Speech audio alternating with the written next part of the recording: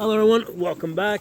Today we're going to do an AR-15 trigger replacement. So even though this is a 9mm rifle, this is a Palmetto PX9, it takes a standard AR-15 mil-spec trigger group. And last week I did a review on AOG Defense triggers, right? And basically nothing special, they're just good triggers. I buy these on Optics Planet.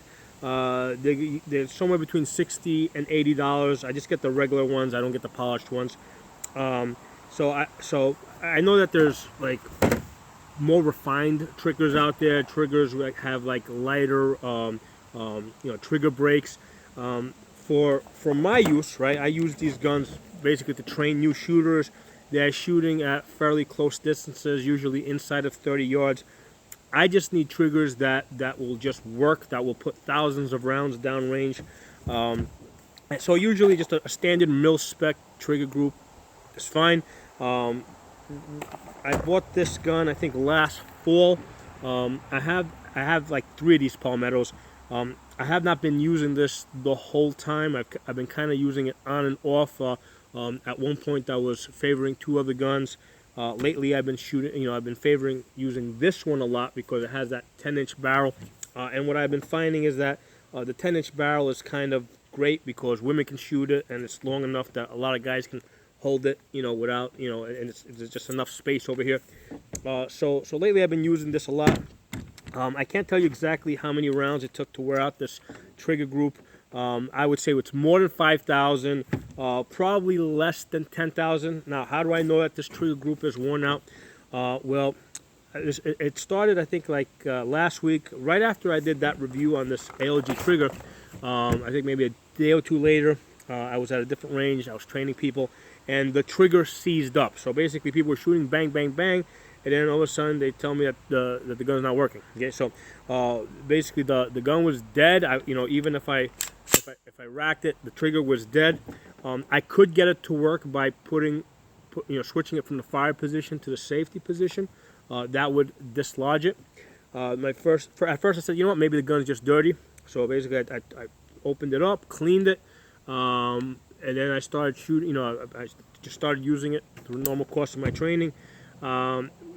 Basically it was working fine. At some point, I would say within 400 rounds, I had that same problem where the trigger group seized up again. So the trigger's working, except like every 400 rounds or so, it seizes up. So, it's starting to go. Given that this is a gun that I use very regularly, it makes sense to just throw in a new trigger rather than have it interrupt my training session. Okay, so we're going to take this gun apart. As you can see, this gun is pretty clean because I just cleaned it a few days ago. All right, so I know that cleaning it is not an issue. Now, usually when these triggers get really go, just by holding it down and just continually test firing it, I'm able to test it and see if it's not working, right? So I'm doing this function test, and I did this a lot with this. I could not get it to seize up, by testing it like this. I couldn't get it to seize up, but it's happened to me twice while people were shooting that the trigger seized up. So and even after I cleaned it, it seized up. So I know it's just, I'm just going to change the trigger out because this is a gun that I use a lot. And the reason why I'm doing, I wouldn't have even thought to record this video, but one of my viewers requested it. He said, hey, he asked me, how do you change the trigger group? And I said, well, next time, actually he asked me next time I'm changing a trigger to throw up a video. And sure, absolutely, why not? So let's get these pieces out. See what we got here. This is interesting. Alright, so this is our hammer. This is our trigger. Alright, hammer. Right, so this is the hammer. That's the hammer spring. And I can see that they gave us 2 separate hammer springs. That's interesting. I guess a heavy one and a light one. Okay, this is the heavier one. This is a lighter one. So this is, I guess, for like a 22 or something. I'm just going to test this out. So that's interesting. AOG gives you, on this one anyway, they gave you a second hammer spring. And one of the things that you really got to be careful with is when you put the hammer springs in, you got to make sure you don't put them in backwards, because that's going to get this thing to jam up. And I got to tell you guys, I can almost never remember how this thing's supposed to go. In fact, let's take a look at the existing one. You kind of get a clue. Okay, so it's got to look like that. Okay, great. So that's the easiest way to figure out which way this is supposed to go in.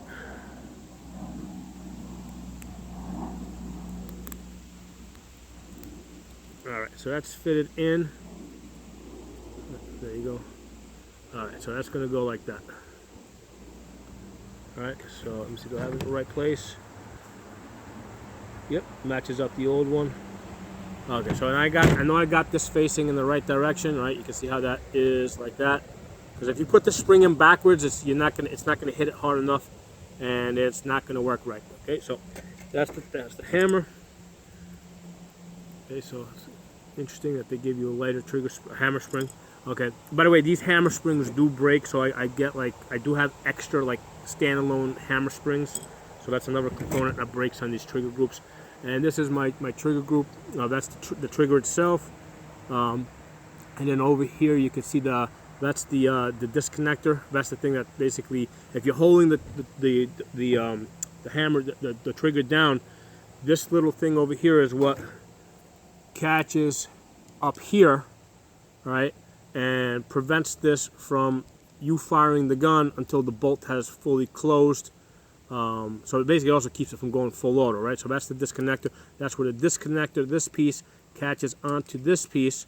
All right, so basically once you let it go, the way it works is this piece over here catches to that piece right there. So that's where it normally sits. That's your sear right there.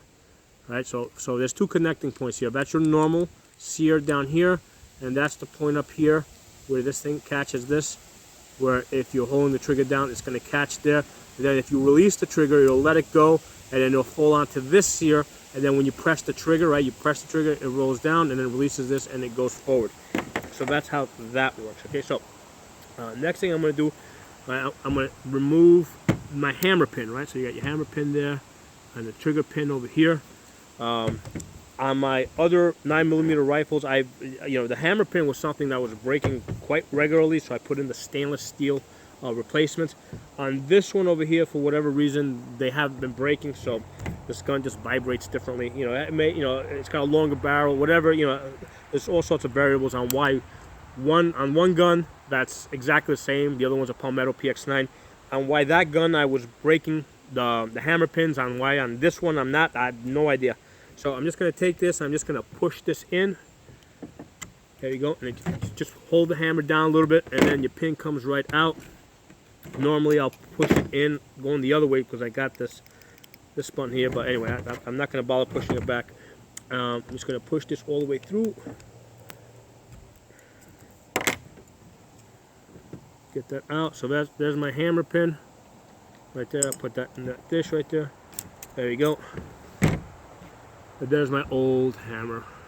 Okay, and obviously that spring looks good. I'm gonna hold on to this because, like I said, it was only jamming up like once every 400 rounds. So I'm not gonna throw it out. I'm just gonna put it in a little baggie, a little Ziploc baggie, and I'm gonna mark it used. Okay, used, not so good, or something like that. Okay, so now I want to get out my trigger pin. So again, I'm just gonna take this little punch, and I'm gonna punch that out, and it usually comes out pretty easy.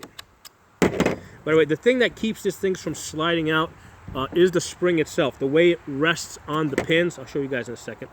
Let me get this out all the way. Whoops. There you go. There. That's the disconnect. So the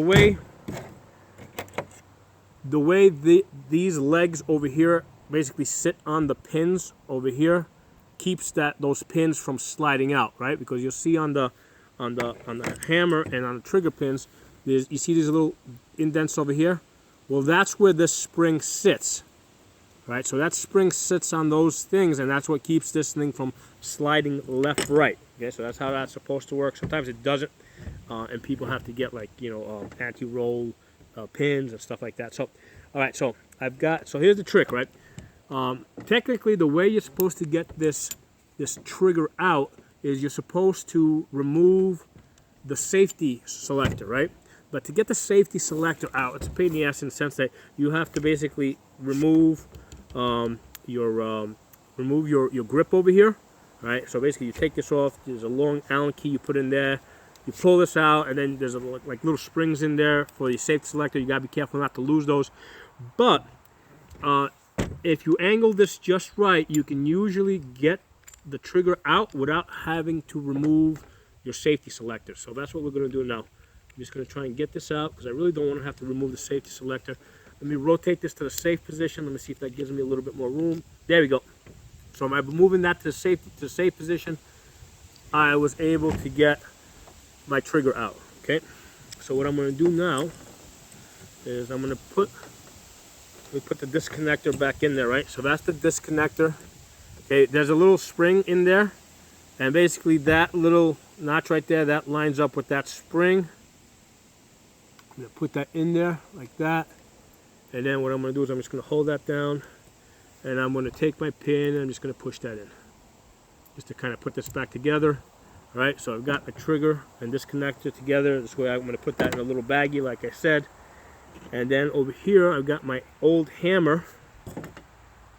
And here we go. This is the old pin. I'm just going to run that through it so I don't lose that.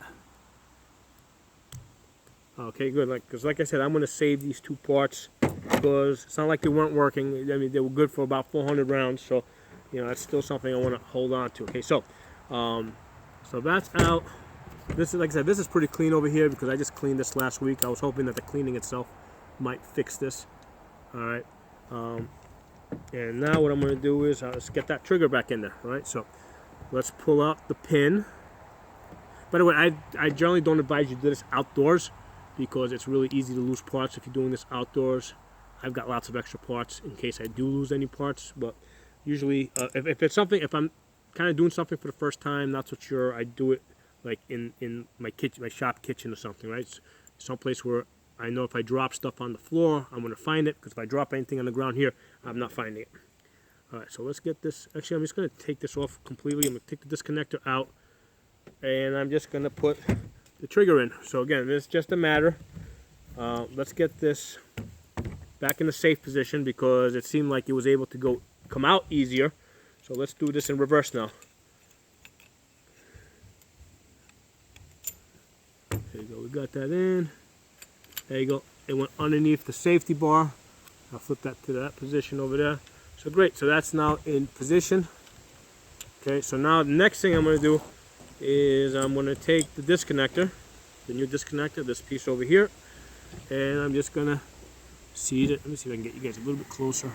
Angle this camera just down a little bit more. Hopefully you guys can see it. Actually, I'll get behind the camera, make sure. Yeah, it looks right. So we got that piece in. I'm going to take this connector now, and I'm going to put that in. Match it up to that spring. Good, that's in its place now. There you go. So you just kind of hold it down with your finger, and then I'm going to take the new pin. And while I'm holding this down with my finger, I'm just going to run this through the hole. And sometimes you got to wiggle a little bit to match, get that disconnector to line up right. And there we go. All right, so now my trigger's in. Okay, out of the way. Okay, safety selector rotates fine. So here's the thing now. This is in there, but if you just push on your pin, it'll just move right out because there's nothing holding it in place until the hammer spring gets in there. Okay. So now this is the hard part. This is the real pain in the ass because the hammer spring is obviously under a lot of tension. So let's see. So that's got to go like that. So getting the hammer spring in is usually a pain in the ass. So basically I got to line up the legs. Those two legs are going to sit on either side of your trigger. There's a little space over there for these legs to sit, right? So if you look at it, there's like a little space in there, right? Legs sit right on top of that. All right. Oh, hold on, I forgot to take the pin out. Let's get the pin out, so otherwise it's not going to go in there.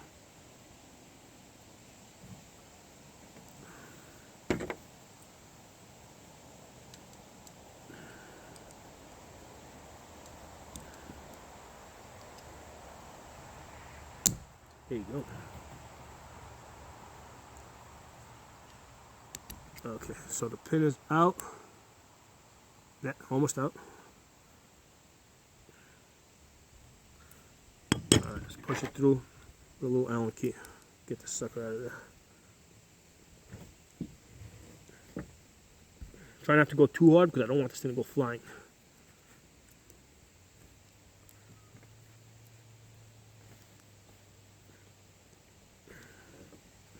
This thing's not very cooperative right now.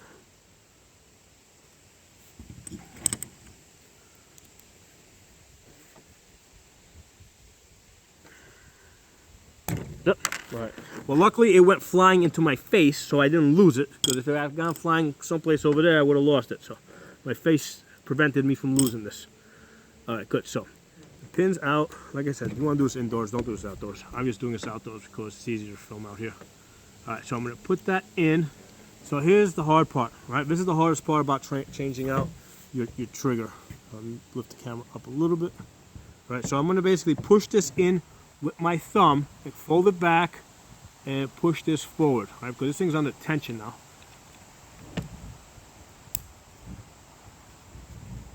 So I'm going to fold this down, push this forward, match up my holes. There we go, I got the holes matched up. Now what I'm going to do is, rather than try to put the pin in there, I'm just going to take this Allen key and I'm just going to stick that in there as a placeholder. All right, great. So now I got my Allen key going through that, you know, going through the hammer, going through the hammer, holding it in place. I mean, technically this will work now, right? See, if I hold the trigger, this connector works. Okay, so this actually works. So now that I've got this Allen key in there as a placeholder, what I'm going to do is I'm going to take this pin and I'm going to kind of push this through. So I'm pulling my out. So as I pull out my Allen key, I'm pushing this pin in. All right, so that's the secret to this. As you move the Allen key out, you come in with the pin and you just slide them in and out. And again, I should have really did that from the other side because this thing has the magazine release on this side. I keep forgetting that. So that's in. It's actually halfway in. There we go. All right, so basically the Allen key came out. So now it's just a matter of matching this up and pushing this through all the way. Make sure this camera's on. Move you here. Just got to put the Allen key in there. Just kind of wiggle this a little bit into place. Okay, usually, if I could push the hammer down. Oh, there you go. If you push on the hammer here, you'll get this to move a little bit. And you can push it all the way through. There it goes. Got it through. There you go. That's it. That's it. That's your AR-15. So you can manually just do a function test, right? Because pull the hammer back with your thumb, and then release it into your thumb. You know, slowly, right? You don't want to basically be slamming this into the receiver or into your. I mean, it shouldn't hit the receiver anyway, but it will hit your. What do you call this? The bolt catch over here. So basically, just okay. Do a function test like that, and then what you can do is test your disconnector. The way you're going to do that is pull this down, squeeze the trigger, hold it down, and then let go. Right? You see how it just went down to the disconnector, and now that's the main sear. Okay. So when you hold the trigger down, that's your disconnector, right? That's your backup sear, basically. Right? Then you release. It falls onto your primary sear, and then when you press it, it releases the hammer. Right, so those are the two ways that you're going to test your trigger. Right, you're going to test it by just holding it down and releasing it, and also by holding it down, holding the trigger down, then releasing it, having it fall on the disconnector, pressing it. Right, and that's it. And that's your ALG mil-spec trigger group. I think it's like $60. I said in the last, when I did a review of this, I said that every time I replace one of these, I order 2 more. So that's what I'm going to do now. I'm going to go to Optics Planet. I'm going to place an order for 2 more of these, just have them backup, even though I probably have like 6 or 7 of them at this point. But this is a consumable item, okay? AR-15 triggers have rated for like a 5,000 round life. I usually get closer to 10,000 rounds.